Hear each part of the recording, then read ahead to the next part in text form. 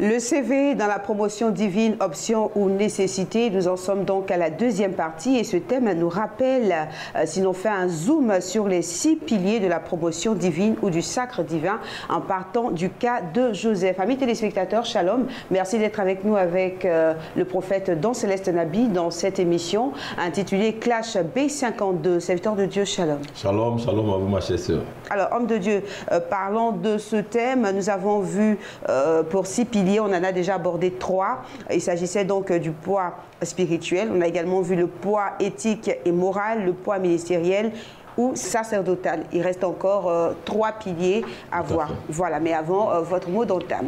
C'est toujours une grande joie pour moi. Un grand shalom à tous nos amis téléspectateurs, internautes, à tout le corps du Christ et puis à Béni TV. Voilà.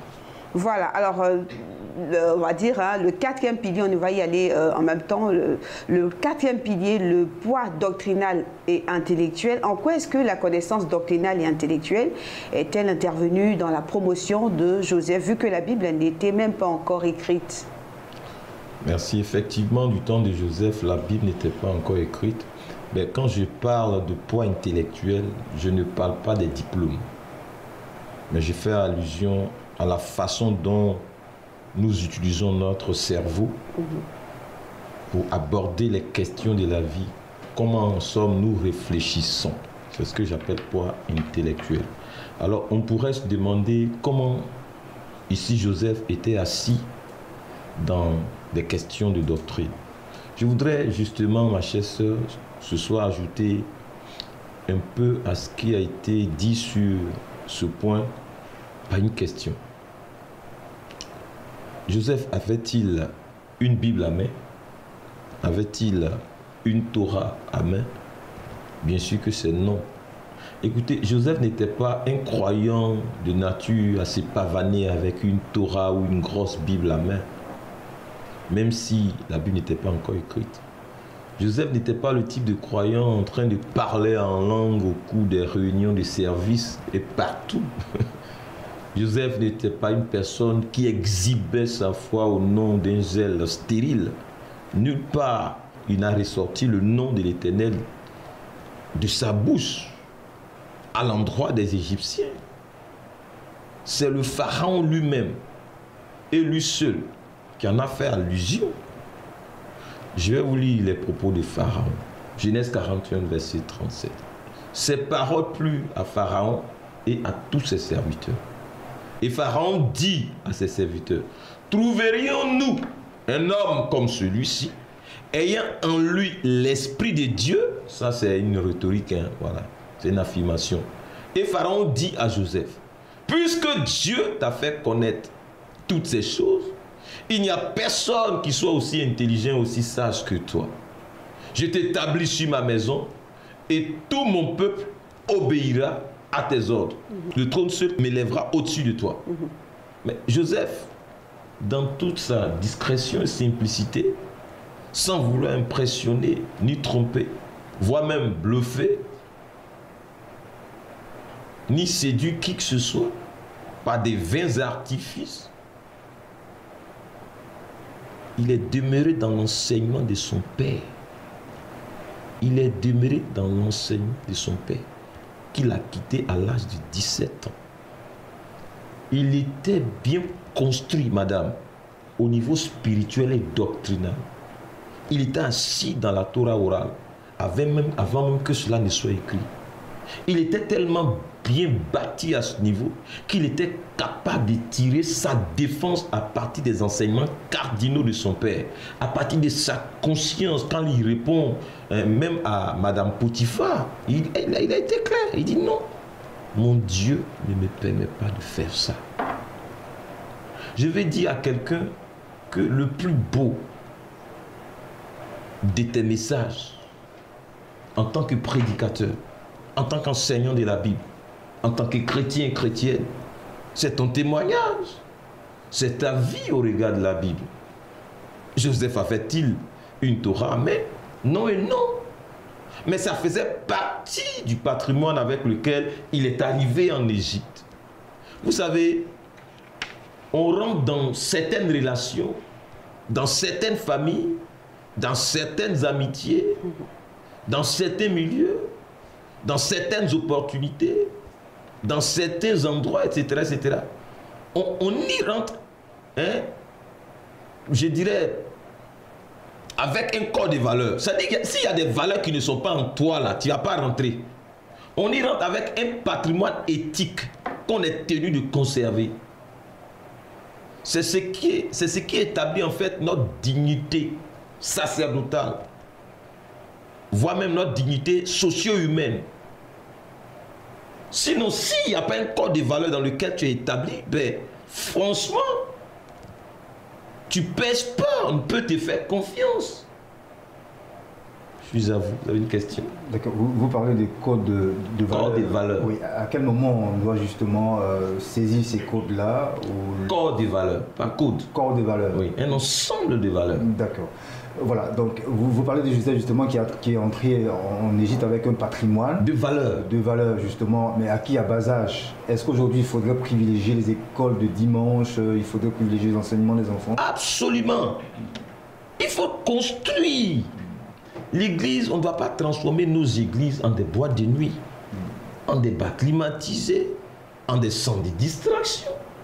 C'est un endroit pour construire les consciences, pour formater les gens, pour être comme Dieu veut qu'ils soient. Si nous n'éduquons pas les nôtres dans les valeurs de Dieu, mais le monde va les mouler contre nous. Je suis à vous. D'accord. Les valeurs, ça manque. Je suis à vous. Alors, on va partir donc pour le poids familial et relationnel, à moins que Joël ait une question à ce niveau. Justement, je voulais parler de famille. Ça c'est justement la responsabilité de la famille, justement, de mouler tous ces enfants-là qui devraient aujourd'hui être de grandes personnes demain. Voyez, moi, il y a quelque chose qui me dérange, surtout ces derniers temps. Nous, les chrétiens, nous passons notre temps à nous attaquer à ceux qui sont dans les relations non bibliques, etc. etc. Mais moi, je pense que plutôt que de nous attaquer à ces personnes-là, affirmons l'idéal de famille selon Dieu.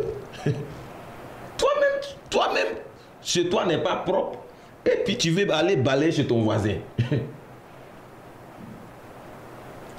Nous gagnerons à lancer des unions viables.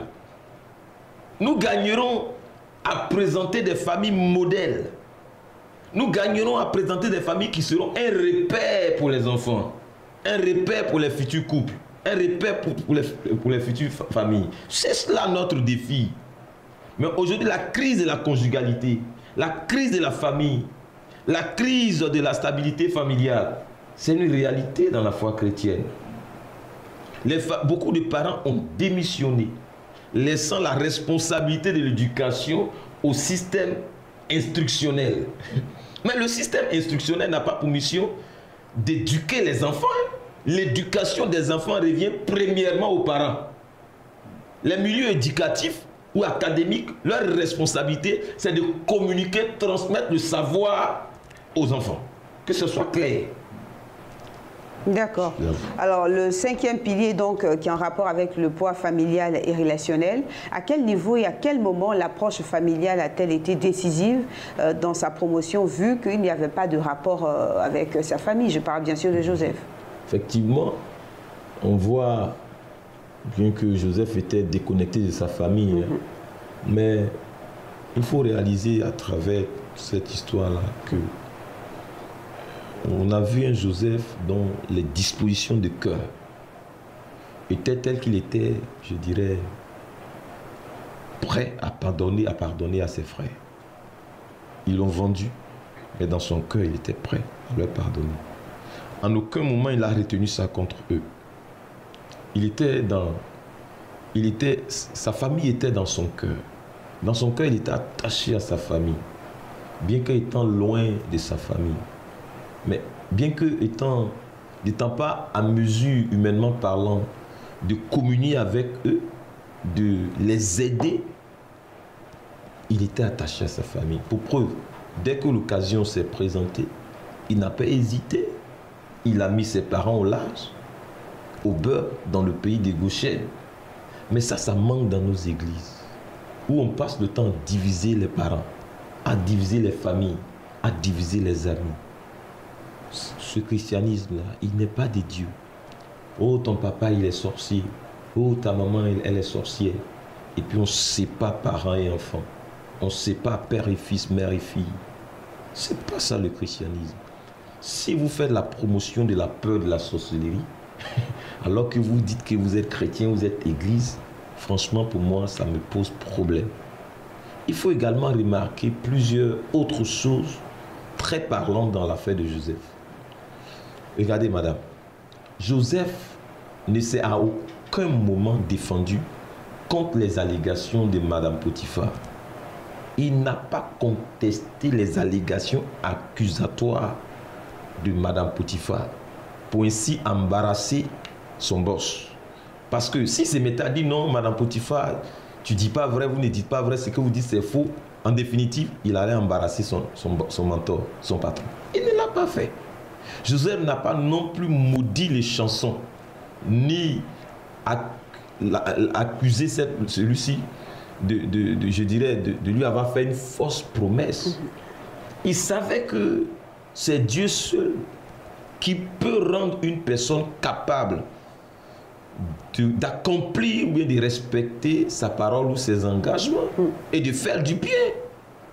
Madame, téléspectateurs, internautes, combien de fois n'avons-nous pas été dans l'amertume et dans la vengeance? Combien n'avons-nous pas maudit les gens et nos canaux de bénédiction?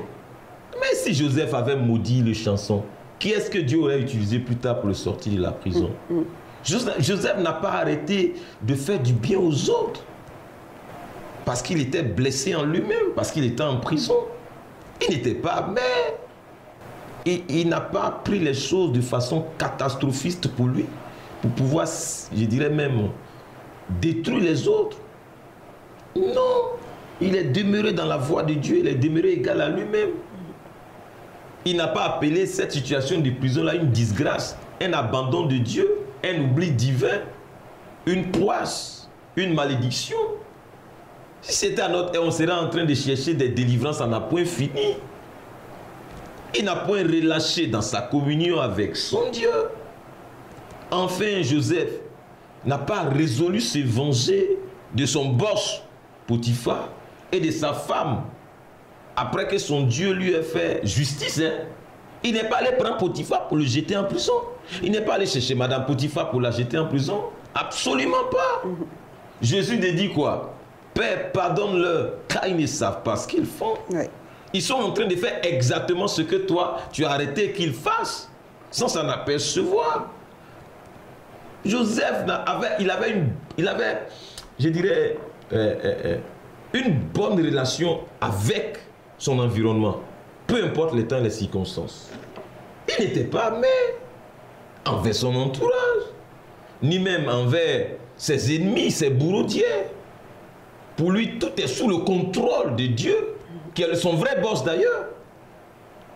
Pour lui, Dieu est le maître d'orchestre de tous les événements dans sa vie, de tout ce qui se déroule comme fait dans sa vie.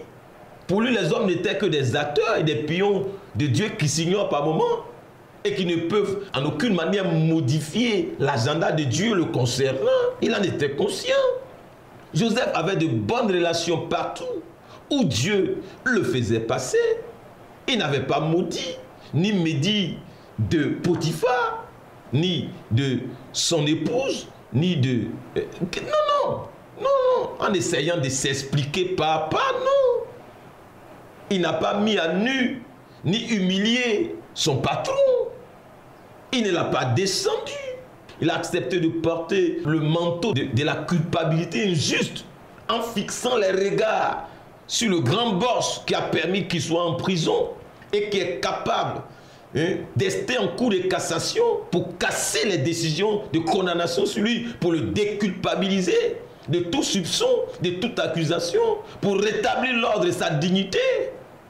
Et on l'a vu, Dieu lui a accordé un acquittement sublime pour avoir ainsi agi. Mais Dieu lui a fait justice. Mais aujourd'hui, quels chrétiens sommes-nous? Je suis à vous. Vous avez une question? D'où Joseph tirait-il toute cette force-là? Est-ce que, humainement parlant, aujourd'hui, c'est possible d'agir comme Joseph l'a fait, puisque nous étudions le cas de Joseph présentement? Cette force, elle n'est pas humaine. C'est sa connexion avec Dieu qui lui a permis de se comporter ainsi. Quand tu as une bonne connexion avec Dieu, tu agis comme Dieu. Tu réagis comme Dieu. Quand tu as pour modèle Dieu, tu parles comme Dieu, tu fais comme Dieu. C'est cela en fait. Nous devons, nous pasteurs, leaders, reproduire Christ en les chrétiens. Paul dit jusqu'à ce que Christ soit totalement bâti en vous. Le modèle par excellence, c'est Christ. L'église, c'est l'endroit où on fixe les regards des croyants sur Christ et on reproduit le Christ à travers ses attributs en les chrétiens, via la parole de Dieu, prêchée, enseignée, révélée. C'est cela l'essence de la foi chrétienne. Vous me demandez d'où Joseph tire cette force, mais c'est en Dieu. Sinon, la réaction humaine normale, c'est la vengeance, c'est l'amertume, c'est la malédiction. Donc, il faut déconnecter les chrétiens, je dirais, du prosaïque, du charnel. Il faut les connecter à Dieu. Il faut les amener à être des imitateurs de Christ. Nous sommes appelés à cela, frère. Là, nous parlons de Joseph. Jésus qui n'était pas venu physiquement encore sur la terre. Mais regardez, il est capable, avant même que la Torah ne soit écrite, il est capable de vivre comme ça. Mais ça nous dit long là. Hein. Je suis à vous. Prophète, vous louez le mutisme de défense de Joseph. Il s'est mis dans cette position-là, alors que la Bible même nous enseigne. Hein, il est écrit, et je cite, « Toute langue qui s'élève en justice contre toi, tu la condamneras ». Ça, c'est ce qu'on sait.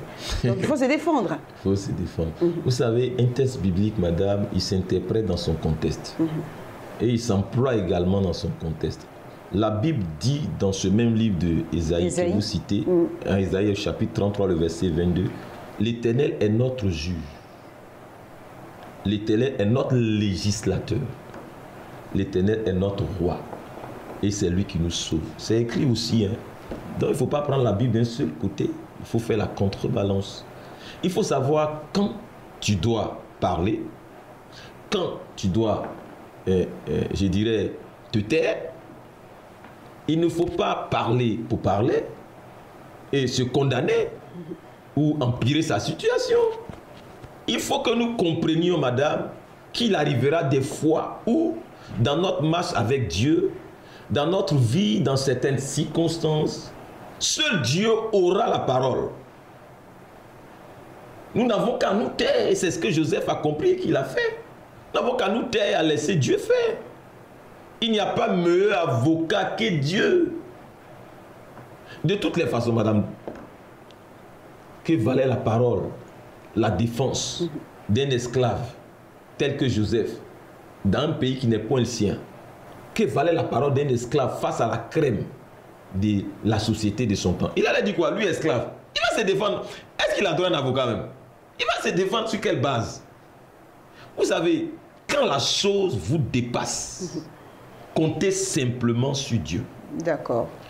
Quand vous savez que votre parole ne pourra rien changer, laissez la puissance de Dieu agir. Ça, c'est le conseil que je donne. Joseph savait qu'il y avait un avocat pour lui, pour sa défense, qui est capable d'ester en cassation et de casser même les décisions du pharaon. Il n'attendait pas le secours d'un magistrat humain, mais il attendait le secours du magistrat par excellence, qui sait tout et dont le verdict est comment? Irrévocable et irréfutable. Celui-là qui prend plaisir à rester en procès, non en plénière, mais en cassation. Quand Dieu intervient là, c'est pour casser les décisions de condamnation qui pèsent sur toi. Oui. Job dit, je sais que mon Rédempteur est comment? Est vivant. Il s'élèvera en dernier sur la terre. Voilà ce que Job dit. Lisez Job 19, le verset 25. Il s'élève en dernier Dieu. Et justement, madame, mon cher frère, pour avoir agi ainsi, Dieu a fait justice à Joseph. Une justice avec tout ce qui va de pair avec. Un acquittement total, sans aucun recours en annulation. Pour preuve, quand le pharaon a décidé qu'on sorte Joseph de la prison, lui le présumé violeur, sans qu'il ne soit d'abord même jugé, ni déculpabilisé, personne n'a objecté, ni même Madame Potiphar, ni les conseillers près de Pharaon. Madame Potiphar aurait pu dire, mais il m'a violé, mais pourquoi n'a-t-elle pas parlé? Mais parce qu'il y a une puissance qui est rentrée en ligne de compte. Là, on parle maintenant de quelque chose qui concerne tout le royaume. Hein. On ne parle pas de ta petite cellule à toi, Madame Potiphar. Là. Je le dis pour dire à quelqu'un qui m'écoute ce soir, Dieu te fera justice. Ton heure viendra. Ton jour viendra. Pour preuve encore, quand le pharaon a décidé de faire de Joseph le numéro 2 de l'empire, lui un détenu présumé de mauvaise moralité, étranger esclave de surcroît, il n'y a eu personne pour objecter. Ça aussi c'est pour dire à quelqu'un qui m'écoute ce soir, Dieu rétablira ta dignité. Ton heure viendra. Je poursuis. Quand le pharaon a ordonné que tout le monde se prosterne devant Joseph, personne n'a objecté. Il n'y a eu personne pour exhumer le passé de Joseph. Personne n'a fait état du casier judiciaire de Joseph. Aucun procureur ne s'est manifesté contre pour interjeter, c'est-à-dire pour demander un second jugement. Aucun. Pour dire à quelqu'un qui m'écoute ce soir, Dieu te blanchira dans sa justice. Ton heure viendra. Quand Dieu rend verdict, rien ni personne ne peut quoi que ce soit contre. Hein. Quand Dieu parle, la création elle fait quoi? Elle fait silence, elle s'aligne. Quand Dieu ordonne une chose, mais elle se produit, elle se met en place. C'est ça la foi chrétienne. Alors concernant Joseph, il faut simplement résumer les choses et dire que Dieu l'a innocenté et acquitté. Dieu a rendu son casier judiciaire vierge. Dieu a expié tous les soupçons qui pesaient et planaient sur lui. Tous les doutes. Dieu l'a blanchi. Il lui a rendu justice. Il ne reste que, je dirais, le dédommagement. C'est tout ce qui restait. Juste à vous. Dieu a rendu justice à Joseph. Est-ce que cela a été méritoire de la part de Joseph? Méritoire, non. Ça a commencé par grâce. Mais il s'est montré digne. Pourquoi? Parce que la grâce et la foi vont de pair. La grâce, c'est la main de Dieu tendue vers nous, ici-bas sur terre. La foi, c'est notre main en réaction, en réponse à la main tendue de Dieu. Donc, il faut que lorsque la grâce vienne vers toi, il faut que tu sois capable de saisir cette grâce par ta foi. Mais ta foi, elle intègre également un certain nombre d'éléments. Dans le cas de Joseph, notamment la grâce, mais le mérite de Joseph, oui. Il n'a pas mérité la grâce. La grâce ne se mérite pas. Non, la grâce ne se mérite pas. Mais il agit comme cela se devrait pour pouvoir obtenir ce que la grâce venait lui donner. Je veux dire en clair que il a fallu qu'il résiste à la proposition de Madame Potiphar. Il a fallu qu'il ne maudisse pas ses bourreaux. Il a fallu qu'il ne remplisse pas son cœur comme une poudrière de haine et autres. Il a fallu qu'il n'use pas de faux, de mensonges. Il est resté intègre. Vous voyez? Donc, et ça compte. C'est comme le salut. Dieu ne nous sauve pas par mérite. Dieu nous sauve par quoi? Par grâce. Mais au ciel, nous serons récompensés par mérite. Ça, que ça soit clair. Nous serons récompensés par mérite, non pas par grâce. Par mérite. Voilà, je suis à vous. Alors, homme de Dieu, est-ce qu'on ne pourrait pas voir en l'attitude de les chansons une attaque, on va dire un blocage, un problème spirituel, une œuvre maléfique? Quand il oublie Joseph en prison. Quand il oublie Joseph, c'est là, c'est pas vraiment une opposition. Écoutez, madame, quand tu es en de bons termes avec Dieu, tu jouis de ce qu'on appelle une immunité surnaturelle, qui est incroyable. Quand tu es en de bons thèmes avec Dieu, madame, téléspectateurs, internautes, Dieu se charge de transformer tes faiblesses en force. Les attaques contre toi en opportunité. Tes ennemis même en tremplin et canaux de bénédiction. Tes blocages en illusion. Tes hontes en témoignage. C'est écrit. Quand Dieu approuve la voix d'une personne, il dispose tout sauf favorablement à son égard. Même ses ennemis. Donc le problème de l'homme se trouve dans sa communion, dans sa relation avec Dieu. C'est là que le très avisé Paul a eu à dire, je cite, en Romains 8, 28, « Toute chose, c'est mieux pour moi, concourt au bien de ceux qui aiment Dieu, de ceux qui sont appelés selon son dessein. Toutes choses. » C'est-à-dire en clair que notre priorité, ce doit être notre communion avec Christ. Mais non les acrobaties de Satan et de ses démons, au point d'en être hanté et de sombrer dans la psychose et la paranoïa. Que cela soit très clair. Satan n'a nulle autre victoire dans nos vies que celle que nous concédons. Il compte d'ailleurs sur notre abdication, notre abandon de la lutte, notre paresse et résignation pour triompher, sinon pour convertir nos échecs en ses victoires à lui. C'est quelle victoire Satan a? Et Joseph a compris cela. C'est pour cela qu'il n'a pas maudit ni médit sur le chanson son ex-co-détenu de prison. Quand celui-ci, justement, l'a oublié en dépit de la promesse qu'il lui a faite de le sortir, de l'aider à sortir de la prison, eu égard à ce que Dieu a fait dans la vie de les chansons via Joseph. Il était assez haut placé quand même pour intervenir, non? Mais non! Joseph n'a rien revendiqué. En fait, Joseph ne s'attendait pas à une intervention humaine, mais à une intervention divine. Il n'attendait pas sa récompense de l'homme. Il n'était pas fixé sur les capacités de l'homme, ni sur la bonne foi de l'homme. Pour dire à quelqu'un qui m'écoute ce soir, que ce qui a commencé, Madame Wali, surnaturellement, doit finir surnaturellement. Ça a commencé par Dieu. Il faut que ça finisse par Dieu. C'est Dieu qui a permis qu'il aille en prison, mais c'est Dieu qui permettra qu'il sorte. C'est clair, hein? Il n'avait pas à en vouloir aux gens, ni à compter sur les gens, ni à mettre Satan dedans comme si c'est Satan qui a fait blocage. Non, non. L'oubli de la chanson était dans le plan de Dieu. Parce que si les chansons l'avaient fait sortir, mais la suite de l'histoire c'était quoi?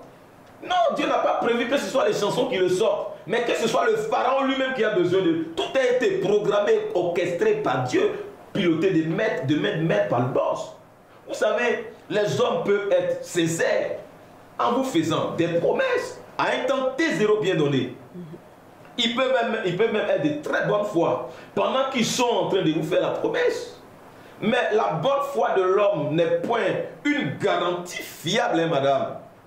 Se fier alors, c'est se préparer au supplice et à la désillusion.